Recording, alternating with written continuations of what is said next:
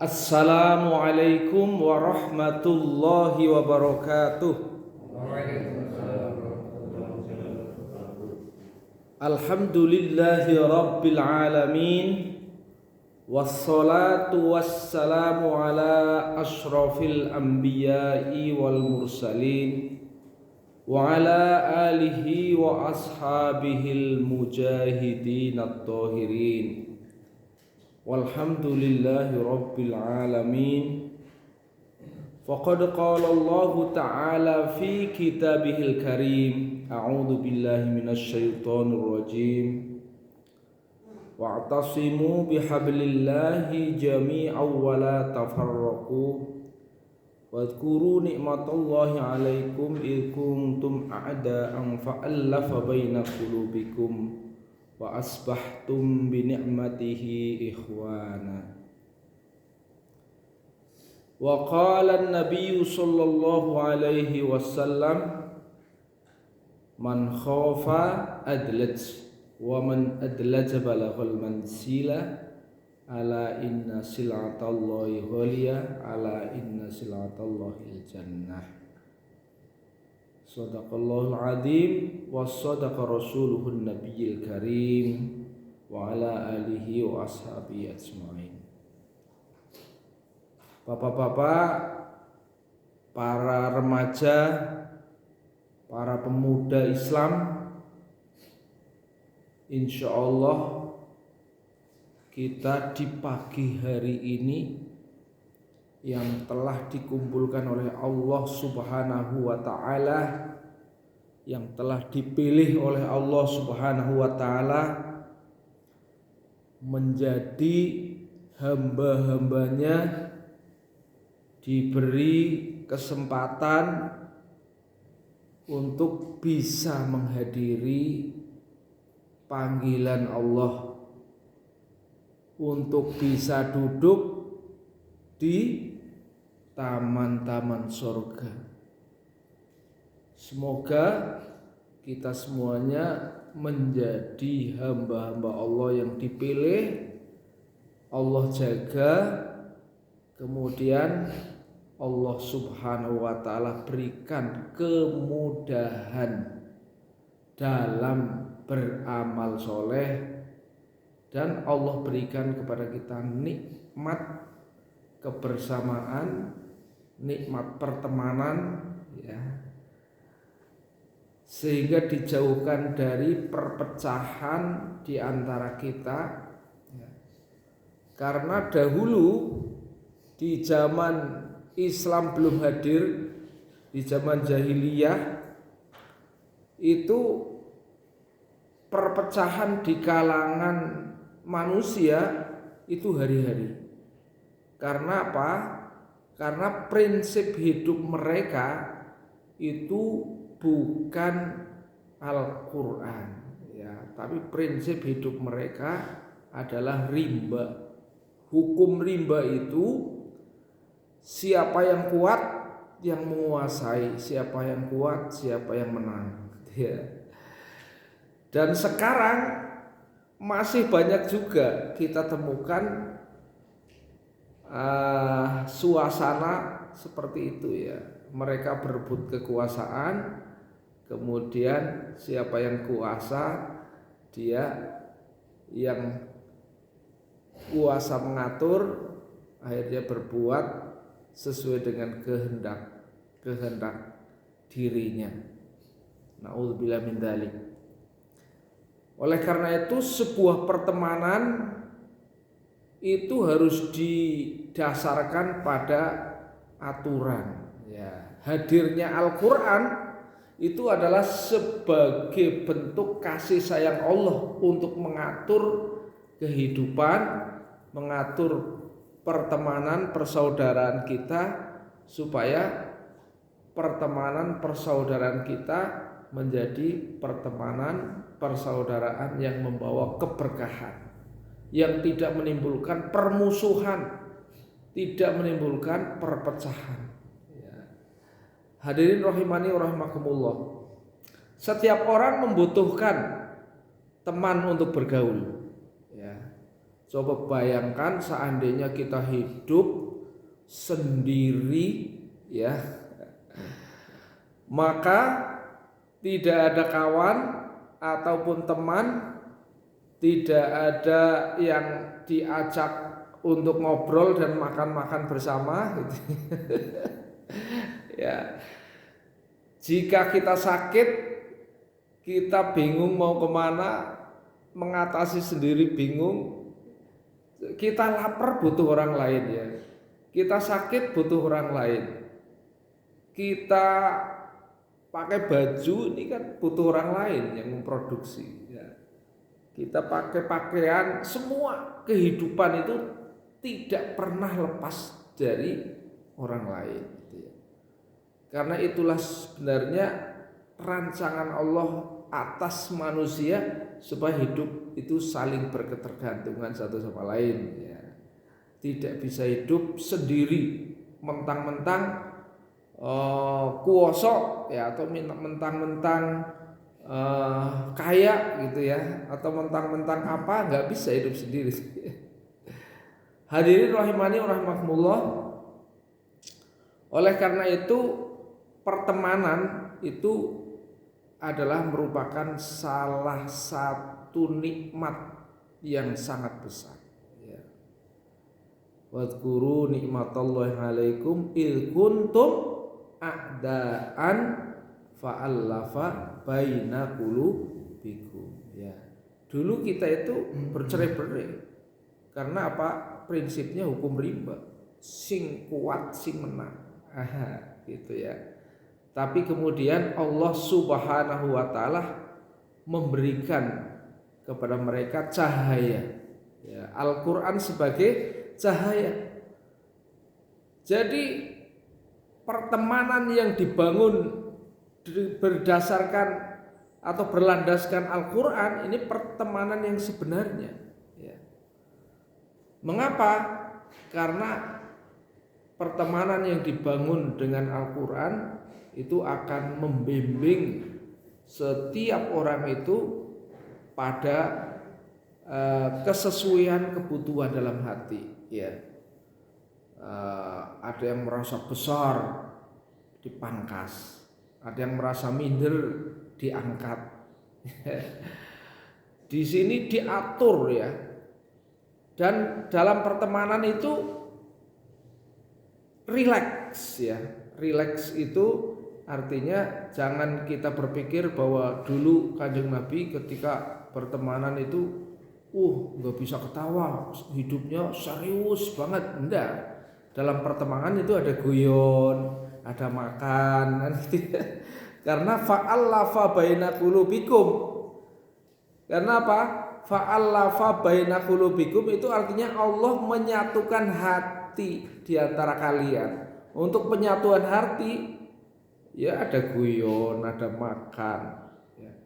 Dahulu Rasulullah SAW itu sering sekali guyon dengan sahabat-sahabatnya. Cuman guyonnya Rasul itu adalah guyon yang tidak ada dusta. Nah itu ya. Nah, satu hari Rasulullah SAW kedatangan seseorang untuk melakukan pengaduan. Begini, suami saya begini, gini seorang itu, ya. Maka Rasulullah mengatakan, suami kamu itu kan yang matanya ada putih-putihnya, gitu. Enggak Rasulullah tersenyum, gitu ya. Ya setiap mata kan ada putih-putihnya kan, gitu ya. Lagi datang seorang nenek datang kepada Nabi, ya, nenek tua datang kepada Nabi mengatakan, ya Rasul, doakan saya masuk surga. Maka Rasulullah menjawab, Nek, di surga tuh nggak ada orang tua. Gitu ya.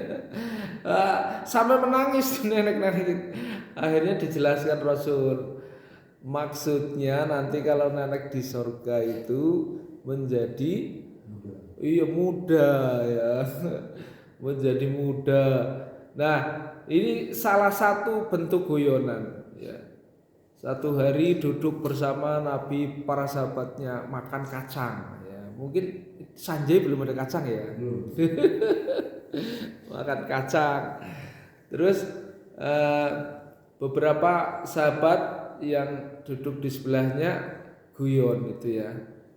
Kulitnya didekatkan ke meja Nabi itu ya, set di dekatnya. Terus nyeletuk, yang paling banyak kulitnya berarti yang paling banyak makan. Itu sahabat bergurau, berani bergurau. Yang kulitnya paling banyak berarti yang makannya paling banyak, berarti kan. Itu kalau dibahasakan dengan bahasa yang bukan guyon, mungkin Nabi itu makannya kok banyak itu sih, kulitnya banyak kan. Karena guyon. Maka Nabi nggak marah karena guyon, jadi suasana guyon. Nabi menjawab, saya kalau makan kacang nggak dengan kulitnya, nggak saya. Ger lagi ya, ketawa. Cuman tertawanya tidak sampai terbahak-bahak ya. Itu pertemanan itu biasa. Jadi jangan membayangkan bahwa Nabi itu kurangnya seram, serius, gitu ya. Enggak begitu. Ini hadirin rahimani rahimakumullah. Makanya biasanya pertemanan itu ada guyon, ada makan, gitu ya. Hadirin rahimani rahimakumullah. Pada satu hari di mana pada saat itu ya tidak ada lagi guyon, tidak ada lagi makanan, bahkan tidak ada lagi teman. Ini kalau di dunia kita masih ada kan. Kapan itu? Falaisa lahul yauma hahuna hamim. Pada hari itu tidak ada teman. Tidak ada teman. Kenapa? Kalau orang sudah dimasukkan ke dalam neraka, jangan menganggap itu temannya. Nabi itu pernah ngasih tahu ya. Kalau nggak salah sama keluarganya Aisyah atau Fatimah gitu ya. Bahwa nanti di hari kiamat itu setiap orang tidak pakai baju. Tidak pakai baju. Lalu ditanya Nabi itu, loh kalau begitu bisa saling melihat wahai Rasul gitu ya. Ya, maka kata Nabi, bagaimana bisa melihat, merasakan azabnya luar biasa, enggak sempat ngelihat sana sini gitu ya. Jadi hadirin rahimani rahimakumullah, di saat itulah sudah putus pertemanan. Nggak ada yang bisa membantu di saat kita butuh bantuan. Coba kalau kita bangun pertemanan di dunia ini berbasis Quran ya, saling membantu, saling mendoakan bila ada yang sakit, syukur, saling menjenguk, itu kehidupan yang luar biasa. Tapi ingat bahwa pertemanan itu pertemanan yang diikat atau dibangun dengan Quran, bukan pertemanan yang dibangun dengan hawa nafsu. Sekarang kan banyak pertemanan yang dibangun dengan hawa nafsu. Ya, ketemu sekali, mantan lumayan, jaluk nomor WA-nya. Tak. Lalu dari sana pura-pura memberikan pujian, kamu cakep ya, gini-gini. Lama-kelamaan ya kan, terjadi suatu pertemuan yang tidak diridhoi oleh Allah Subhanahu wa taala. Ini pertemanan yang mencelakakan ya. Bahkan terkadang pertemanan yang seperti itu ya tidak hanya sekedar merugikan di dunia ya, merugikan di dunia. Contohnya misalnya Anda sebagai anak sekolah ya punya teman yang seperti itu di dunia nih ya, di dunia rugi, pikirannya selalu gelisah, kepengen ketemu. Akhirnya apa?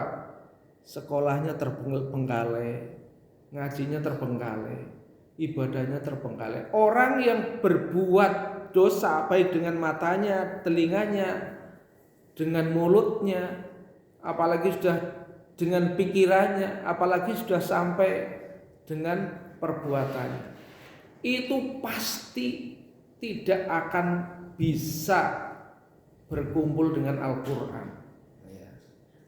Adalah tidak mungkin ya orang-orang pendosa itu ada Al-Quran dalam hatinya. Mulai dari hafalannya pasti banyak yang lupa, apalagi pengamalannya. Dia akan bisa bercampur dengan Al-Quran, para pendosa itu ya. Oleh karena itu maka di samping ya kita harus mencari teman yang baik, karena teman itu adalah yang mempengaruhi hidup kita, mempengaruhi cara berpikir, mempengaruhi cara dan gaya berbicara kita, mempengaruhi tindakan kita, membuat keputusan. Ya, itu semuanya kan dipengaruhi oleh cara dia berpikir. Ya, cara dia berbicara, berpikir. Ini teman. Makanya kalau orang berteman ya dengan pandai besi ya, maka kita kalaupun tidak terbakar ya terkena percikan apinya, kan gitu. Tapi kalau kita berteman dengan bakul minyak wangi maka kita akan tersengat baunya wangi, kan gitu. Itu cara Rasulullah mengimtisalkan begitu pentingnya kita mencari kawan yang baik ya. Karena ini terutama santri-santri baru ini ya, ini Anda akan bertemu dengan teman di sekolah yang baru, Anda akan bertemu di pesantren atau tempat bergaul yang tiap hari Anda bertemu ya.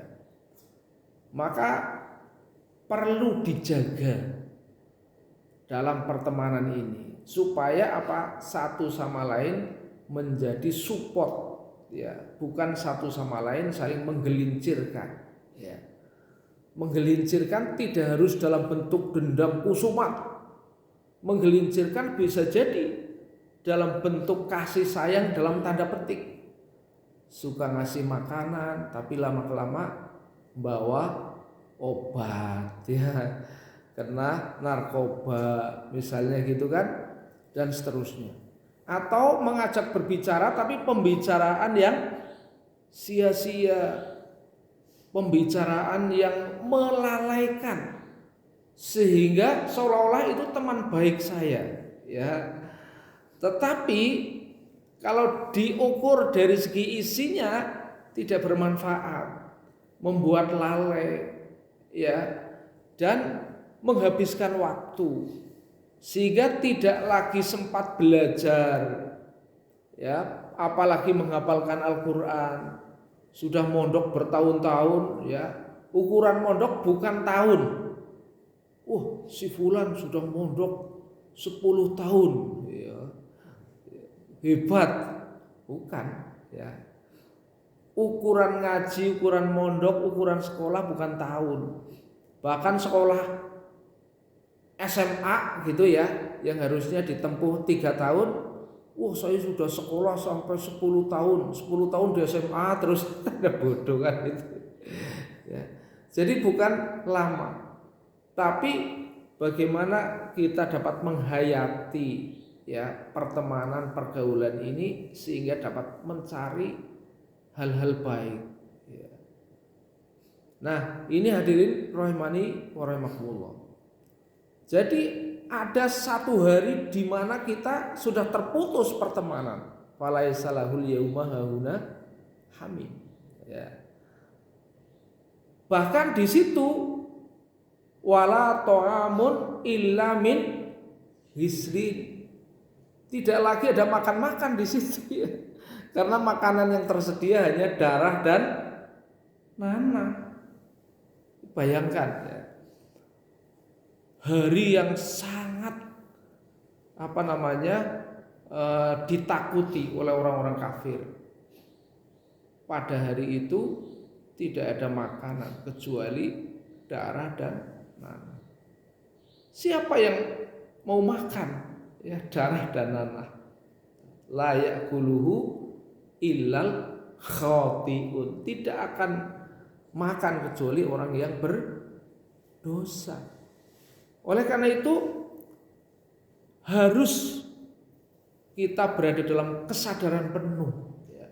Ketika kita akan beramal, kita harus berpikir, apakah yang saya lakukan ini sebuah perbuatan yang Allah sukai, gitu ya, atau Allah benci, atau Allah larang. Kalau Allah sukai itu mengarah ke mencari ridho Allah. Jadi cara mencari ridho Allah adalah dengan membuat pertanyaan sebelum kita melakukan tindakan. Saya akan melakukan ini. Apakah perbuatan ini disenangi Allah apa tidak? Kalau Allah tidak senangi, Allah tidak senang sama saya, maka saya tidak akan melakukan ini. Itu namanya mencari ridho Allah. Kalau mencari ridho Allah tapi tidak dibangun dengan pertanyaan terhadap diri sendiri, ya kapan mencari ridho Allah? Itu gimana caranya? Implementasi mencari ridho Allah itu dibangun pertanyaan sebelum kita melakukan tindakan. Ya. Saya diajak teman untuk makan-makan, untuk acaranya dari jam 10 sampai jam 4. Ya, pikir dulu itu ada masjid apa enggak, acaranya bagaimana, nanti teman-teman saya itu siapa, saya kalau hadir ke situ Allah senang apa tidak. Nah, pertanyaan-pertanyaan yang perlu dibangun agar supaya kita lurus itu namanya mencari ridho Allah. Tapi kalau kita senang ketemu teman lama, dansa ketemu, Masya Allah. Pernah nggak kalian melihat satu medsos itu ya? Saya pernah melihat ya di medsos. Orang reuni ketemu teman lama begitu bahagianya, ya dia lupa tidak sholat zuhur, ya tahan sholat zuhur. Begitu dia mungkin gilirannya nyanyi, ini hakun ya, di saat dia nyanyi terjatuh mati tersungkur. Itu bagi Allah mudah, ya, karena terkadang kita itu tidak begitu memikirkan apa yang akan saya lakukan Allah senang apa tidak. Terkadang orang lebih dipengaruhi oleh rasa rikuh pekewuh dengan teman daripada rikuh pekewuh dengan Allah. Dengan teman rikuh lah orang kepenak dengan temannya, bahkan temannya pada minum ikut minum, naudzubillah min dalik. Ya kalau minum aqua ya. Oh iya, aku aja ya. Nah ya, kalau minum Tirta ini ya, minum air putih ini yang tidak dari Yahudi ini. Hadirin rahimani rahimakumullah. Jadi pertemanan itu merupakan salah satu bentuk nikmat Allah, tapi juga harus kita sikapi dengan bijak dan proporsional. Jangan hanya gara-gara teman kita berbuat apa saja lupa dengan Allah. Rikuh dengan teman, tidak rikuh kepada Allah. Naudzubillah min dzalik. Kan gitu. Oleh karena itu kita jangan sampai dengan berteman malah bangun dosa. Ya. Bertemu dengan teman harusnya menambah pahala. Ya. Bertemu dengan teman, kita diskusi, berpikir bareng, memecahkan sesuatu. Nah, ya, bagi orang yang tua-tua ini luar biasa ini, labaik. Labaik itu merupakan sebuah pertemanan yang luar biasa itu ya. Karena pertemanan para takmir masjid. Kalau ketemu bicara tentang agama, gitu ya. Ngobrol-ngobrolnya juga ngobrol-ngobrol yang bermanfaat. Ya, melahirkan sebuah usaha sanjay ya, yang bisa membantu satu sama lain ya, gitu kan. Nah, itu sebuah pertemanan yang insya Allah dirahmati oleh Allah Subhanahu Wa Taala. Kita mencari teman, mencari kawan adalah teman dan kawan-kawan yang bisa saling mengingatkan bila kita lupa.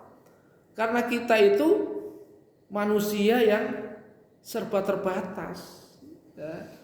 Kalau kita mencari teman yang mendukung kemaksiatan, naudzubillah min dzalik, ya, pertemanan tapi hanya bersendaguro yang tidak ada manfaatnya, tidak ada produk pemikiran yang bisa saling membantu, hanya mencari keuntungan sendiri-sendiri. Keuntungannya itu pun keuntungan yang fata morgana. Wah, saya mendapatkan uang dari situ, tapi uangnya bukan uang halal lagi, ya. Pertemanan tapi teman judi online. Jadi teman-teman yang luar biasa gitu kan. Ketemu di mana kamu? Itu saat judi online itu ketemu. Naudzubillah min dzalik itu ya. Jadi hadirin rahimani wa rahimakumullah. Bahkan ada orang yang membangun pertemanan dengan orang yang suka berdusta. Ya Allah, suka bersumpah-sumpah, suka berdusta. Na'udzubillah min dzalik. Hindari bertemu dengan orang-orang yang seperti itu. Karena apa, hadirin yang dimuliakan Allah Subhanahu wa taala? Kalau pertemanan kita tidak dibangun ya dengan dasar Al-Qur'an, maka apalagi kalau bukan hawa nafsu. Hawa nafsu seolah-olah menyenangkan di saat itu, tapi sangat berbahaya di akhirnya. Coba kalian perhatikan ketika Anda kena koreng. Koreng tahu nggak koreng? Korengan ya. Korengan itu kalau mengikuti hawa nafsu ya suka dikukur-kukur itu ya. Dikukur-kukur itu kan. Karena apa? Kepenak ya kan. Pernah nggak kukur-kukur koreng? Koreng ya dikukur-kukur kan rasanya kelihatannya lezat gitu ya. Kukur, garuk-garuk itu kelihatannya lezat. Pada saat itu membuat Anda lezat, membuat Anda nyengir-nyengir gitu kan. Nyengir-nyengir lezat itu kan. Tetapi apa yang terjadi ya dengan akibat kukur-kukur itu? Apakah koreng itu segera sembuh dengan kukur-kukur itu? Tidak, ya kan? Bahkan bisa tambah kena infeksi ndodro kan gitu.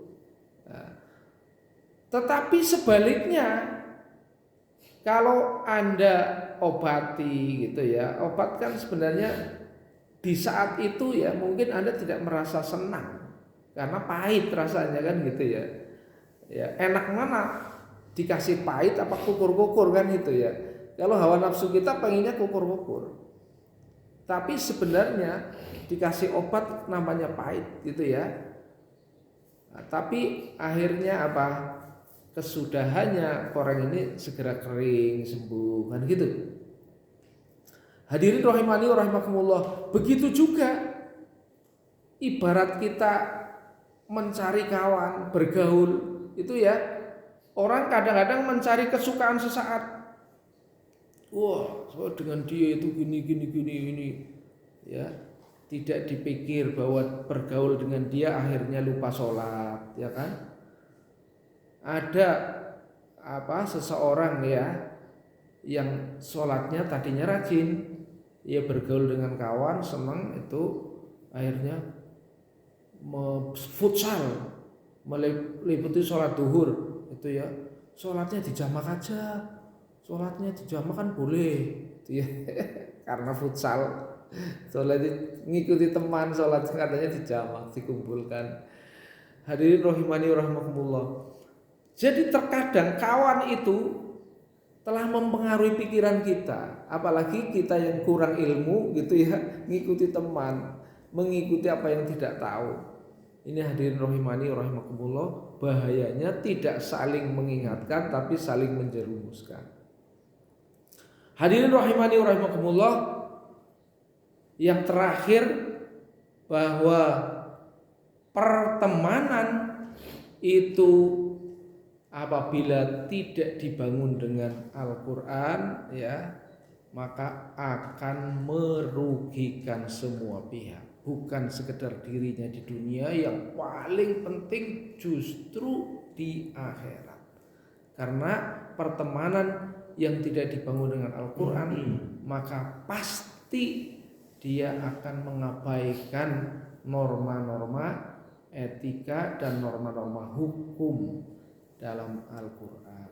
Sedemikian rupa sehingga ketika orang itu sadar, oh iya, itu sadarnya sudah tua, sudah berapa waktu yang telah ditinggalkan apabila diisi dengan kebaikan, ya, waktu yang telah dikorbankan secara sia-sia. Naudzubillah min dzalik. Ya, semoga Allah Subhanahu wa taala senantiasa membimbing kita ke jalan yang benar, mencari teman yang baik, mencari teman yang benar, mencari teman yang bisa mengingatkan dan membimbing kita. Biasa kita berteman, makan, berguru itu adalah biasa, tapi makan berguru itu untuk mengikat hati supaya kita saling mudah untuk berkomunikasi, ya, tidak berbicara yang sia-sia. Terima kasih atas perhatian, mohon maaf atas kurangan. Billahi taufiq wal hidayah. Wassalamualaikum warahmatullahi wabarakatuh.